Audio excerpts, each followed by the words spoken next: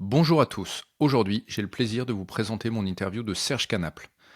Dans cet échange, vous allez découvrir ce qu'est le métier de directeur supply chain, quelles sont ses missions, qu'est-ce que la supply chain, quelles sont les meilleures formations pour devenir directeur supply chain et quel est le parcours idéal. À la fin de celui-ci, nous parlerons même d'un cas concret qu'il a eu à gérer au travers de l'une de ses nombreuses missions de management de transition. C'est parti. Eh bien, bonjour à tous. Aujourd'hui, je suis avec Serge Canaple, que certains connaissent pour son parcours en supply chain, d'autres peut-être un peu moins.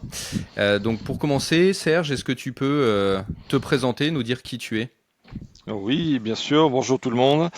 Donc Serge Canaple, donc je suis expert en supply chain là, depuis bientôt oui, une trentaine d'années. Euh, avec une formation achat à la base. Je parle anglais, allemand et j'ai donc oui 30 ans d'expérience dans deux grands domaines que sont la chimie et la cosmétique d'un côté et la partie high-tech informatique de l'autre. D'accord, ok, des secteurs très différents. Oui, ah oui, tout à fait, oui. Ok, bon, ça m'intéresse. Pour entrer dans le vif du sujet, donc tu as un parcours assez complet. Tu as été directeur supply chain, directeur des achats, etc. Est-ce que tu peux nous en dire plus sur déjà ce que c'est que la supply chain? Tout le monde ne comprend pas vraiment.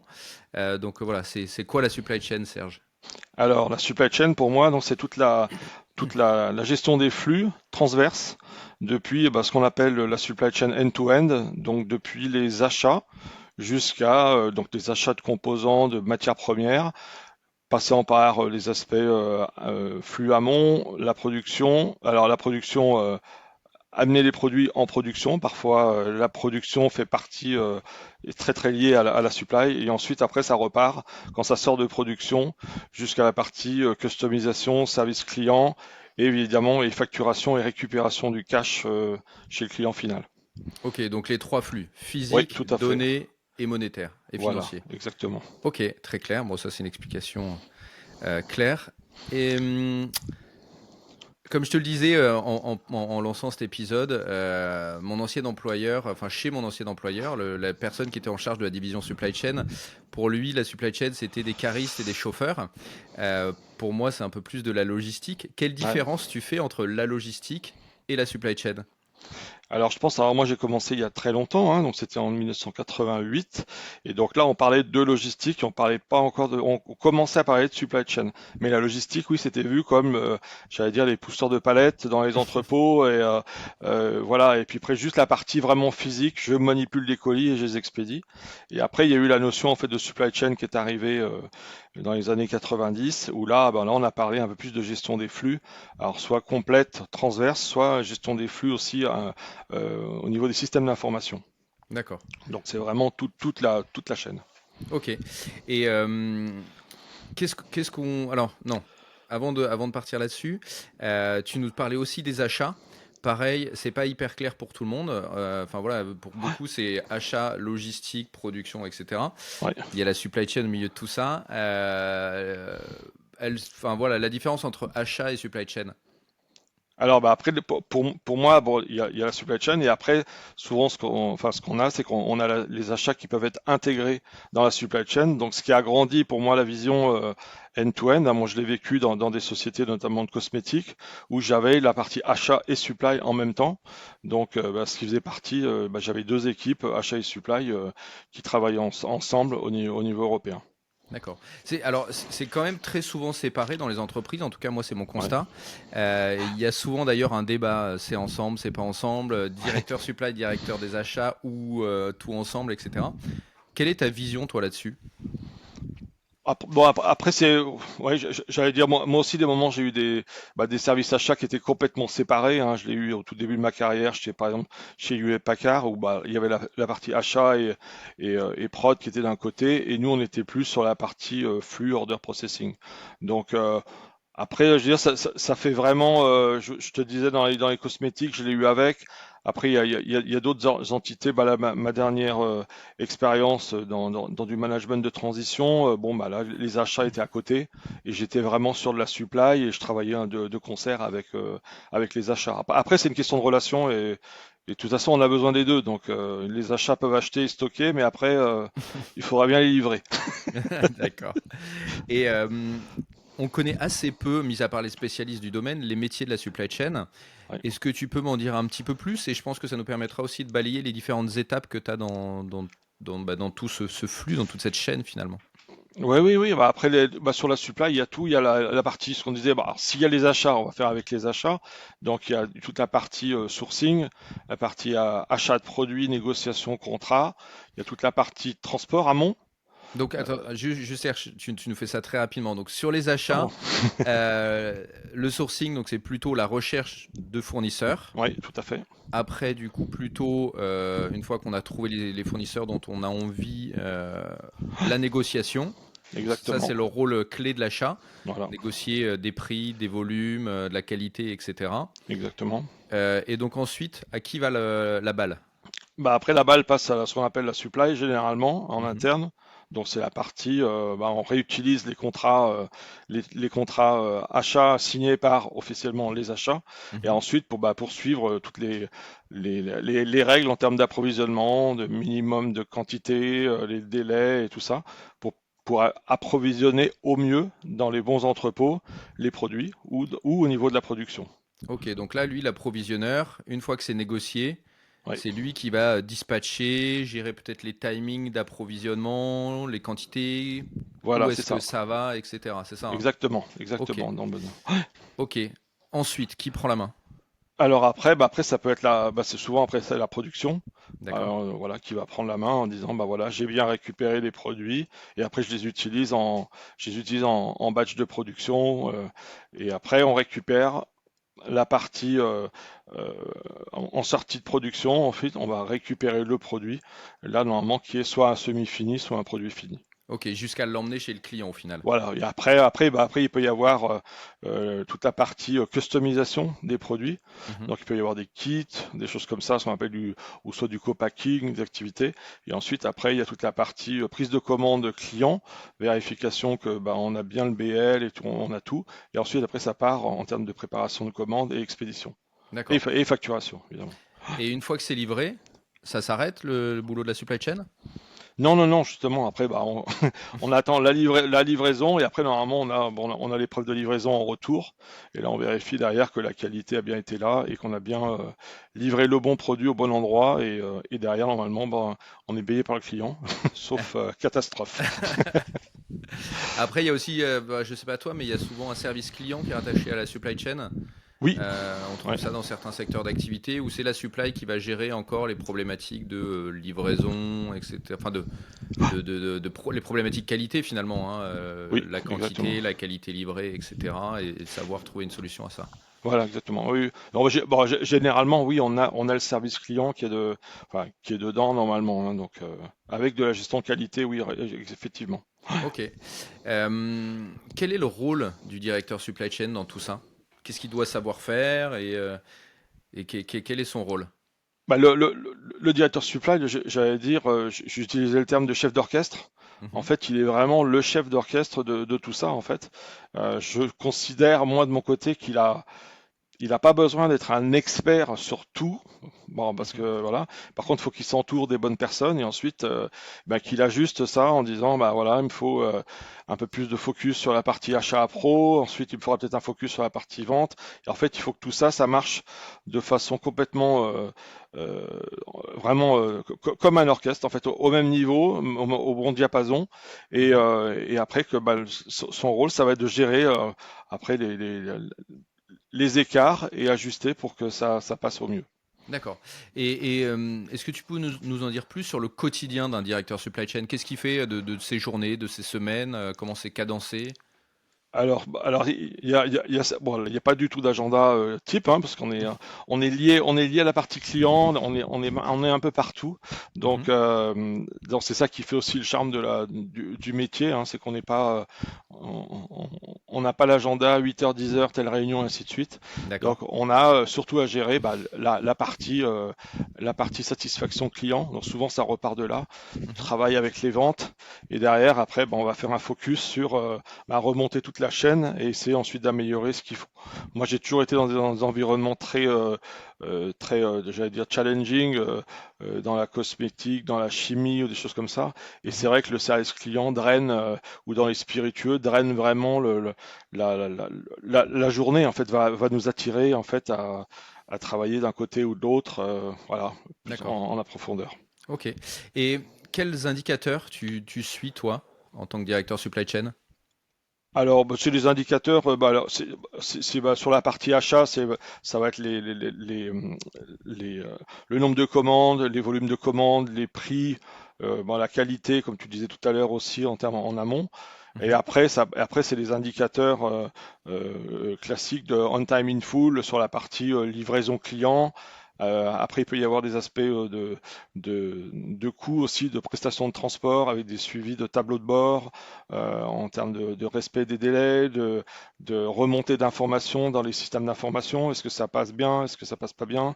Ainsi de suite. Et puis après, il Mhm. y a, comme on parlait de facturation jusqu'au bout, c'est aussi la partie, ce qui est dû par le client d'un Mhm. côté, et puis d'un autre côté, ce qu'on doit aussi aux fournisseurs pour essayer que la balance s'équilibre et qu'on n'ait pas trop de pression partie financière.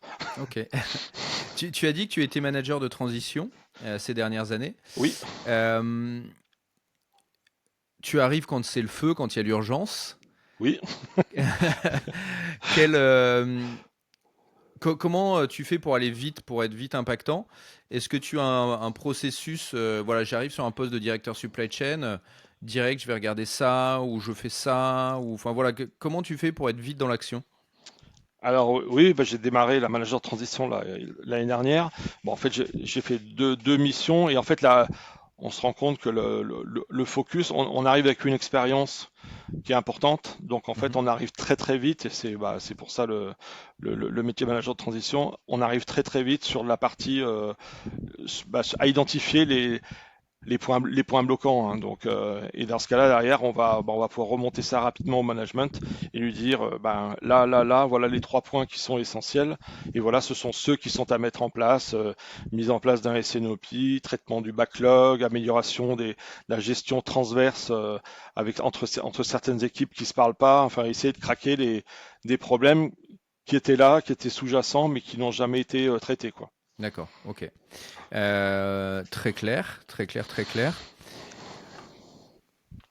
Pour parler un peu plus, on va dire, emploi, sujet intéressant, avec les équipes que tu as managées, puis ton parcours à toi. Quelle formation tu recommanderais pour travailler dans la supply chain? Alors moi, je vais te dire, j'ai recruté pas mal de personnes dans la supply chain. J'ai même recruté des personnes, qui n'avaient pas de formation. Donc, ce que je recherche vraiment, c'est des gens j'allais dire, qui aient une tête bien faite. Ça peut D'accord, paraître bête, mais je vais prendre l'exemple. J'ai recruté un gars qui avait fait le tour du monde en vélo dans les d'accord, spiritueux. ok. Voilà, et c'était pas du tout le profil que je recherchais. Voilà, mais j'ai senti que c'était quelqu'un qui pouvait, amener quelque chose, qui avait trouvé ses sponsors, qui est parti un peu d'une feuille blanche, qui s'est dit tiens, je vais faire mon truc. Et donc en fait, quand je l'ai embauché, voilà, je lui ai dit il faut y aller, voilà ce qu'il y a à faire. Et on n'a pas parlé, voilà, déjà de minimum de stock, de paramètres, de ce qu'il savait, etc. Je sentais qu'il avait le feeling. Et en fait, je l'ai même réembauché après dans une autre société, pareil. C'était sur un projet, par exemple, sur un an. Et donc je lui ai dit, voilà, ma feuille blanche, elle est là. Est-ce que tu peux m'aider? Il m'a dit, oui, oui, je vois. Et puis voilà, on est parti là-dessus. Mais après, c'est des gens, dans l'ensemble, après, en dehors de ça, c'est aussi des gens, euh, ça va être comment ça s'appelle, les derniers postes que j'ai eus. Oui, après, je me suis orienté maintenant de plus en plus vers des formations, des gens qui ont des bac plus 4 ou bac plus 5 en formation. Et il y en a de plus en plus sur le marché. Et Mhm, après, ce qui est essentiel aussi, c'est la partie langue, mhm. puisque maintenant, tout est international. Donc l'anglais est vraiment minimum nécessaire pour toutes les réunions, les visios notamment, fréquentes, et voilà. Ouais, ok. Euh, Toi, tu as un parcours universitaire, hein, si je me trompe pas, Oui, tout à fait. d'un point de vue scolaire. On a souvent le débat, et c'est une question que nous posent beaucoup les clients, école de commerce ou école d'ingé? Oui, bah, moi, je suis au milieu. Voilà. Donc, non, non, Ouais, non, non, je suis pas, j'ai pas de choix préférentiel. Après, ce que je te dis, c'est vraiment, il faut vraiment que ça colle. Il y a ce qu'on appelle les soft skills qui sont importants Mhm. aussi sur le profil des gens. Je peux avoir un ingénieur qui va être très bien, mais qui va être trop carré, je vais le sentir, il va être dans son monde. Inversement, bah, quelqu'un qui va venir du commerce sera peut-être trop, j'allais dire, je prends peut-être des clichés, peut-être un peu trop extraverti, alors qu'en fait, je l'ai besoin qu'il soit sur des tâches très précises. Donc après, c'est un feeling, c'est un mix de tout ça, D'accord. et voilà. Les soft skills sont super importants en termes de supply, hein, donc, Ouais, et ouais. justement, alors tu as commencé à évoquer le sujet. Quels soft skills tu regardes ou tu as besoin pour travailler dans la supply chain? Alors pour moi, c'est la transparence, l'éthique, très important, et derrière surtout d'avoir un esprit client très fort. C'est-à-dire bah, de se dire, bah voilà, je travaille pour le client, c'est lui qui me paye, donc j'ai besoin derrière que la personne, elle reste pas derrière son bureau et voilà, et elle finir à 5 heures. Voilà, si derrière faut aller charger un camion, eh ben on y va. S'il faut aider sur des prévisions, répondre à un appel, on y va, on essaye d'être présent. Donc c'est euh, beaucoup d'attitudes positives et une compétence soft skill importante pour moi, c'est la partie collaboration, esprit d'équipe, puisqu'en fait on est, bah, comme on revient au tout début de l'échange sur la partie end-to-end de la supply chain. On peut être aussi bien qu'un fournisseur qu'avec un client d'un côté, et il faut qu'on arrive à tous les maillons, bah, que tout le monde s'entende bien. S'il y a un maillon qui passe pas, bah, la supply chain, eh ben, elle craque. Donc, Ok, et on est là pour réparer. d'accord. Tu parles de transparence et d'éthique. Oui. C'est quoi pour toi la transparence et l'éthique appliquées au monde professionnel?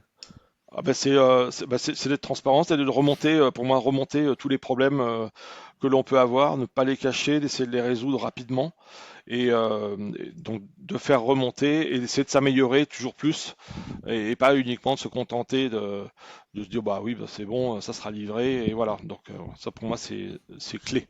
Ok, Voilà. ok. Il y a pas mal de métiers dans la supply chain. On a parlé d'approvisionnement, on a parlé de prévision des ventes, il y a aussi la planification, l'ordonnancement, gestion de projet, la logistique, etc. Est-ce qu'il y a pour toi un parcours recommandé pour devenir directeur supply chain? Quelles seraient les bonnes étapes? Ah bah, l'idéal après, oui, c'est ça, c'est d'avoir fait, bah, en fait plusieurs parties, plusieurs activités différentes, hein. Moi, bah, c'est exactement. Bon là, moi, je l'ai vécu bah, sur mon parcours à moi, hein. J'ai commencé chez UE Packard, j'étais à la gestion des stocks, aux appros. Après, je suis passé sur l'order processing. Après, je suis passé aux achats. Mhm. Et puis c'est après que j'ai réussi à avoir mon premier poste de supply chain manager. D'accord. Donc voilà, et donc après, bah après quand on est supply chain manager, après on grandit, on reste, on a la vision globale, et puis après, bah plus on monte, plus on a les services étoffés, et donc voilà, donc c'est transverse. D'accord, ok. Euh, J'aime bien qu'on parle de sujets techniques aussi, parce que ça permet aux gens un peu de se transposer. Est-ce qu'il y a dans ta carrière, on va dire une réalisation dont tu es fier, un cas client, etc., dont tu pourrais nous parler, qu'on comprenne bien quel a été ton rôle, quel est le rôle, comment on déroule ça? Oui, oui, bah oui, je peux prendre bah, un exemple. Là, j'étais en Alsace Mhm. à un moment. Bah, je suis arrivé, c'était la création d'un centre de distribution.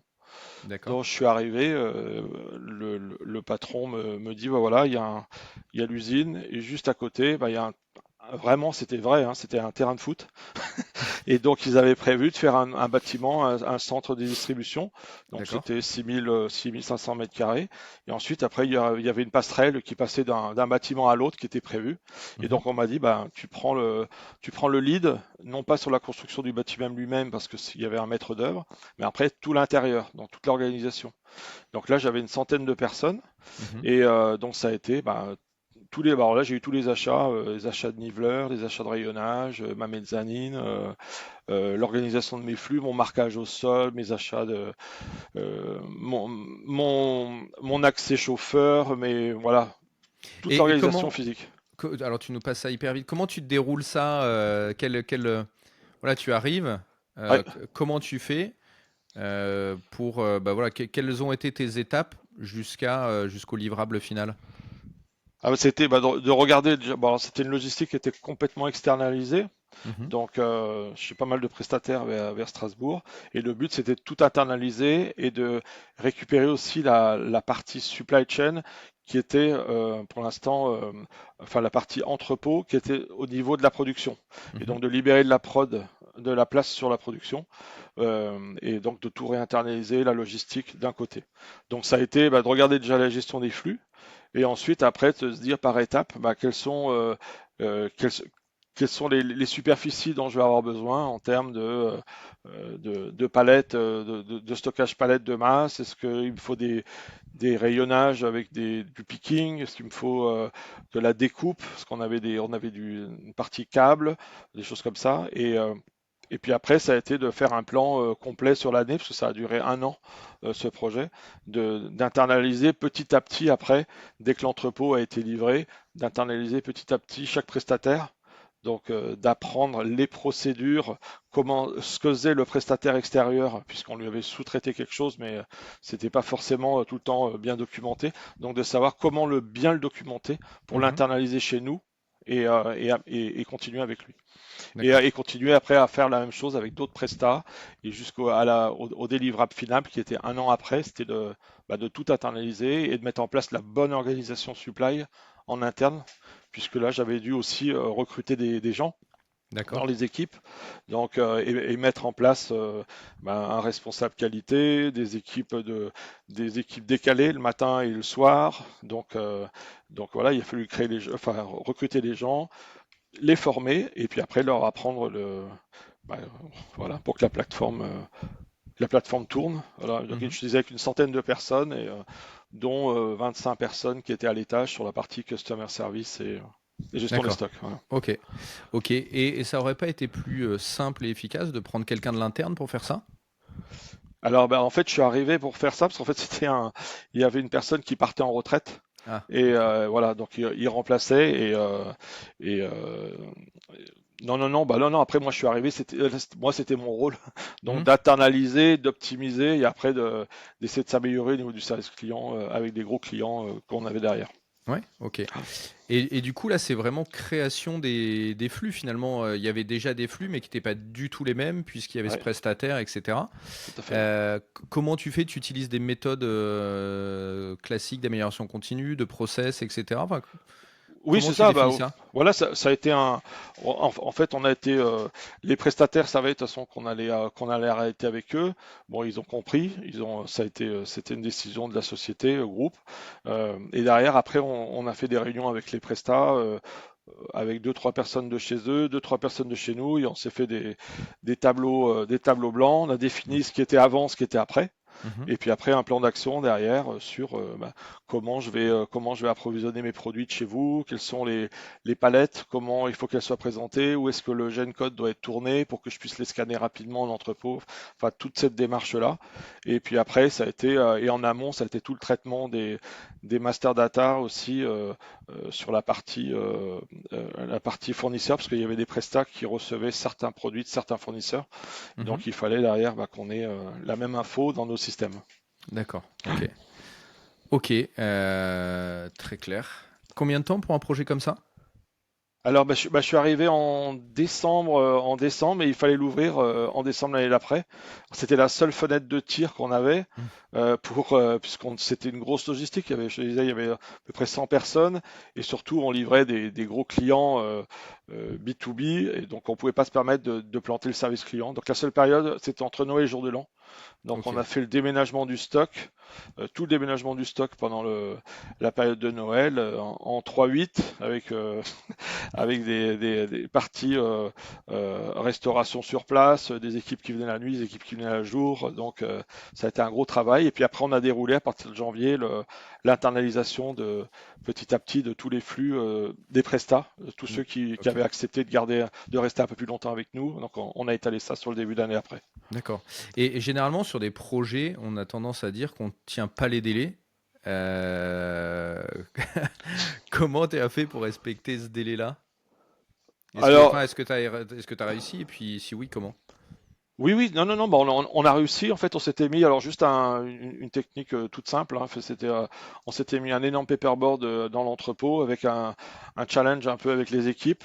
Donc avec la courbe, bah, combien on a de pourcentage chez le Presta, combien il y a de palettes. Et donc en fait, et puis après, ce qu'on faisait petit à petit, puis on avait la courbe qui petit à petit euh, allaient se croiser. Donc on avait la deadline et puis bah on avait des réunions avec les chefs d'équipe, avec les gens. Donc il y avait un super état d'esprit. Donc bah, les gens savaient que de toute façon il fallait que ça rentre. Donc on a mis les bouchées doubles et voilà, bah, par du management de terrain, hein. Donc moi j'étais aussi à bouger les palettes, à aider les équipes, à servir la nourriture le midi avec les voilà. J'étais Ok. pas dans une tour d'ivoire, j'étais avec les équipes.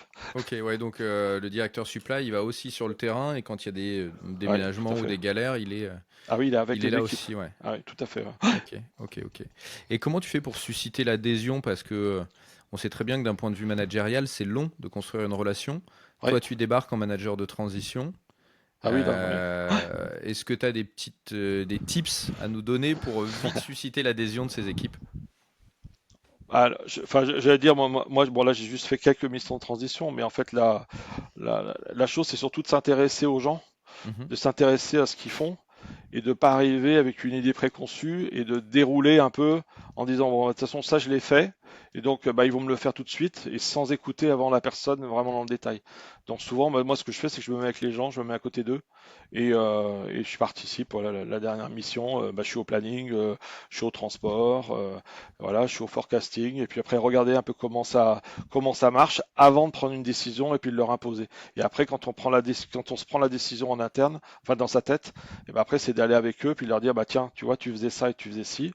Et ben dans ce cas-là, ça serait peut-être mieux si on bougeait le planning comme ça, mais petit à petit, et de les faire adhérer. Et quasiment, l'idéal, c'est que ce soit eux, petit à petit, quand on discute, qui se disent, ah bah oui, tiens, on pourrait éventuellement modifier un peu comme ça, et dans ce cas, de l'amener un peu à notre décision que nous, on D'accord. aurait prise. Et là, s'ils font ça, bah, après, c'est gagnant-gagnant, et voilà. Donc, Ok. moi, je suis comme ça. Moi, je suis très très proche des équipes, donc et c'est pour ça que ça passe très bien avec les gens. Ok. Ok. Est-ce qu'il y a, parce qu'on parle d'une chaîne, mais j'imagine qu'il y a des profils, enfin en tout cas des métiers qui ont plus ou moins d'impact. Est-ce qu'il y en a, peut-être que tu vas voir en premier quand tu arrives sur un nouveau poste, ou tu sais que c'est hyper sensible, que si ce point-là il est mal géré, c'est tout le reste qui déraille. Est-ce Ouais. que il y a, je vais pas dire un rôle plus important que les autres, mais en tout cas un qui est vraiment souvent celui qui occasionne le désordre? Alors, moi, ce dont je me rends compte, c'est que la supply, en fait, on est transverse et en fait, c'est souvent la chaîne. Il faut regarder le maillon le Mhm. maillon qui tourne pas. Et Mhm. donc, bah, on est là pour ça. Et sur la partie, bah, là, les dernières missions qu'il y avait, oui, bah après c'est de regarder avec la production ce qui sort, les aspects. Bon, après c'est des gros trucs, hein, c'est de la planning, c'est de la production. Après les aspects service client, on peut toujours, ça peut se négocier, ça peut se discuter. Avec les appros aussi, on peut améliorer. Mais pour moi, c'était les gros, c'était la partie planification de prod, et puis après derrière la réalisation de la production. Donc voilà, c'est ce que j'ai eu dans les deux là, donc les deux D'accord. expériences que j'ai eues. Ok. Donc là, tu vois qu'il y a un problème. Oui, C'est tout à quoi? C'est fait. parce que la personne qui te recrute te dit il y a un problème là? Ou c'est toi qui l'identifie parce que tu as regardé tous les KPI et tu as vu que c'était rouge à cet endroit-là? Comment tu as Oui, fait ça? voilà, c'est ça. Après, ça peut être par exemple des histoires des problèmes de backlog de commandes. Donc, d'un coup, ça impacte le client. Puis après, derrière, on se rend compte que bah, il y a telle gamme de produits, bah, vraiment qui est vraiment à problème. Et dans ce cas-là, on va isoler. Puis on va se dire, bah tiens, on va peut-être travailler dessus. Et dans ce cas, ça nous fait remonter sur la production. Ça peut nous faire remonter sur des appros en amont. Et dans ce cas, ensuite, essayer j'ai utilisé le terme en anglais. Permettre de lisser en fait. Mhm. Voilà, ça nous permet de lisser un peu l'activité sur ces bugs qu'on a, et puis après de regarder bah, est-ce que ça se refait sur d'autres, et dans ce cas-là, après d'améliorer un peu dans un aspect d'amélioration continue, quoi. Ça fait longtemps que je recrute dans la supply. J'ai l'impression que le client, tu en parlais, c'est important de bien le traiter, etc. Mais qu'on se soucie de lui que par, on va dire, le négatif.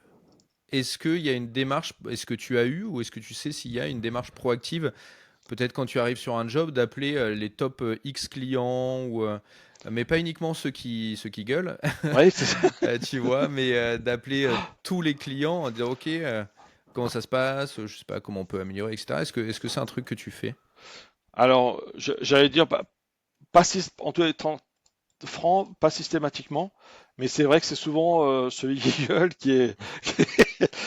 qui passe devant en termes de traitement. Ouais. Bon, non, non, mais après, plus sérieusement, moi j'ai fait dans les cosmétiques, j'ai travaillé dans une boîte et où je me suis très bien entendu avec le directeur commercial et ensuite on s'est pris une liste des clients principaux et Mhm. voilà et puis après on est allé tous les deux en rendez-vous client.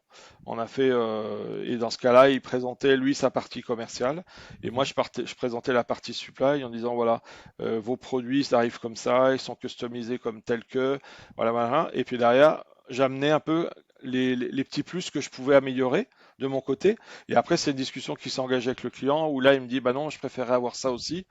Donc, je l'ai fait. Je suis allé, par exemple, voir des clients en Pologne ou tout ça. Ou après, derrière, on a fait un plan d'action avec le client. Et Mhm. ensuite, je suis revenu après, au bout de 6 mois, et pour dire au client, bah voilà, on avait prévu ça, on l'a fait.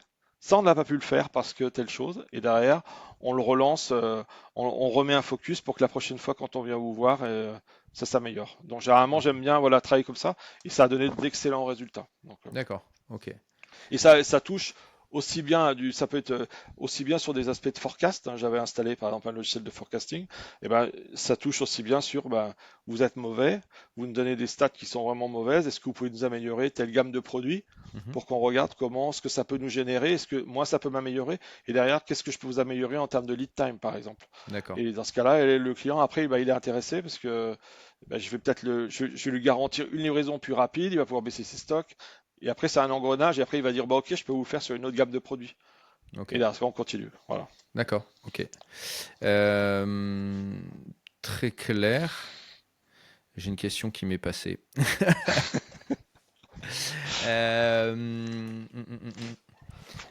Ok, sur le client, enfin voilà, c'est vrai qu'on en parle beaucoup, donc c'était une question intéressante d'avoir ce feedback. Bah, moi, juste, je peux te dire, en fait, Yann, moi, à chaque fois, moi, quand je suis sur un poste, en fait, je demande toujours quels sont les clients. Et pour avoir le feeling, le ressenti. Parce que bon, on a le ressenti du commercial et comme tu disais, généralement il va te dire que ça va pas forcément bien Hmm. puisqu'il veut toujours plus. Et puis après, c'est d'avoir aussi le ressenti client. C'est intéressant d'avoir les deux avant de faire son plan d'action parce que des fois ça peut être un peu antinomique. Ouais, c'est surtout que c'est biaisé en gros, tu ne parles qu'à ceux où ça va mal. Donc Oui, c'est ça, ouais, déjà, ouais, le customer service, on a l'impression que ça va mal partout, alors que souvent c'est pas le cas. exactement. Et en plus, c'est pas forcément toujours les clients que tu as envie d'avoir, ou c'est peut-être des trucs qu'on a vendu, un truc qu'on savait pas faire. Ouais. À côté, tu délaisses un peu ton top client parce que bon, ça roule et personne ne râle. Et puis arrive la fin de contrat où tu dis oups. Oui, voilà, c'est ça. Ouais.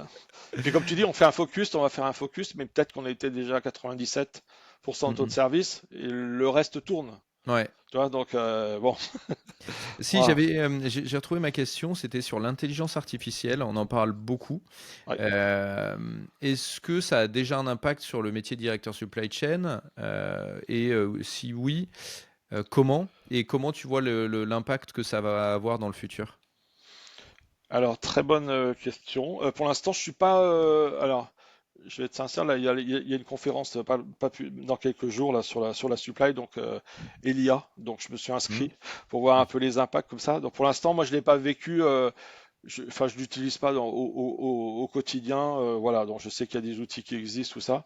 La partie que je vois le plus importante pour l'instant, c'est uniquement la partie forecasting, Mhm. nous aider un peu à mieux modéliser avec plus de data clients et derrière après de mieux modéliser les forecasts, choses comme ça. Pour l'instant, sincèrement, j'ai pas approfondi cette partie-là encore. D'accord. Hein. Ok. Bon, Mais je on en pense que ça va reparle. avoir des impacts derrière parce qu'on va pouvoir gagner du temps. Voilà, donc Ouais. à voir. Ok. Ok. Ok. Donc l'IA à voir. Oui, voilà, oui, Euh, oui, tout ça. Non, mais ça va arriver, de toute façon, ça, voilà. Ouais, ça Voilà. arrive de partout. Après, il y a des sujets d'automatisation, etc. Tu Ouais, vois, moi, j'ai un ami qui est hyper doué sur Excel. Ouais, Il a récupéré dans son équipe, alors lui, il est plutôt sur une partie finance, mais il m'expliquait, c'est un grand groupe de la distribution agroalimentaire, un d'accord. vrai gros truc.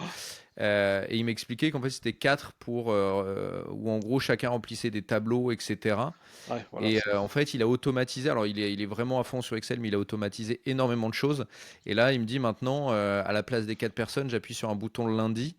Là où avant, tout le monde m'envoyait ses tableaux, je condensais tout et puis j'envoyais moi-même au patron. Ouais, Il me dit ouais. maintenant, j'appuie sur un bouton, ça va chercher tout partout. Ah oui, Et oui, j'ai tout à fait. plus Ouais. que, et le mail part direct en automatique. Et si le patron il a besoin à un moment donné de l'information, lui-même il appuie sur le bouton quand il veut dans la semaine et il a un focus.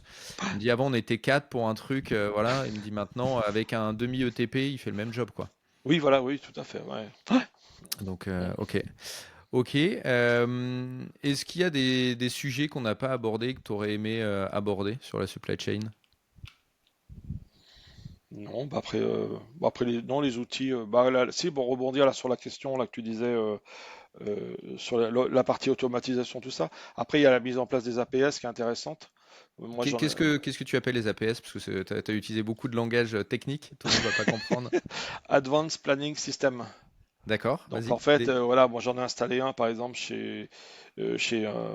quand j'étais chez Ballantines. En fait, c'est un outil complet de supply qui va regrouper plusieurs modules qu'on va avoir normalement séparément, mais là ils sont tous ensemble. Donc ça va être un module de prévision, Mhm, un module d'optimisation de la production, un module d'automatisation des réappros automatiques, et ensuite il y avait un quatrième module, c'était le transport. d'accord. Et donc ça, c'est extrêmement important. Bah, comme tu disais, d'avoir plusieurs personnes qui font la même chose.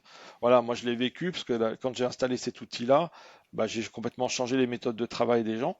Mhm, Bah, au lieu d'avoir le matin de passer des commandes, bah, ils n'avaient plus qu'un écran avec les quelques produits qu'ils devaient vérifier pour checker, vérifier que derrière il n'y avait pas de rupture de stock, voilà, dans 3 semaines. Donc ils avaient vraiment le focus qui était donné par le système, et c'était plus le matin à prendre le listing, à mettre du stabilo boss dessus et se dire je regarderai ça et ça et ça. Donc ça change, et là pareil, là j'avais beaucoup de gens, j'avais plusieurs personnes, bah du coup j'ai réduit les effectifs. mhm. Bah, parce que derrière le système me le proposait automatiquement. D'accord. Voilà, donc ça c'est extrêmement, voilà, on en C- voit pas mal, et c'est extrême, c'est vraiment c- bien. Ces sujets d'IA, d'automatisation, etc., ça fait pas mal peur aux gens sur l'emploi, justement. Et là, comme on vient de le dire tous les Ouais. deux, ça permet de réduire un nombre de TP. Tu penses qu'on va aller vers un truc où il n'y a plus besoin de personnes en supply, juste d'un directeur supply? Non, non, non, non, non, non, non. On a toujours besoin de. Bah, il faut des équipes derrière pour lancer les outils. Donc, voilà. Non, non, mais il en faudra moins, mais c'est plus les tâches sans valeur ajoutée Mhm, qui peuvent être automatisées. Donc, de se faire un listing tous les matins sur les min-max des stocks et de se dire, tiens, il faut que je recommande 12, ah, mais il faut que je recommande, il faut que je vérifie ma quantité économique d'appro, est-ce que je suis bon?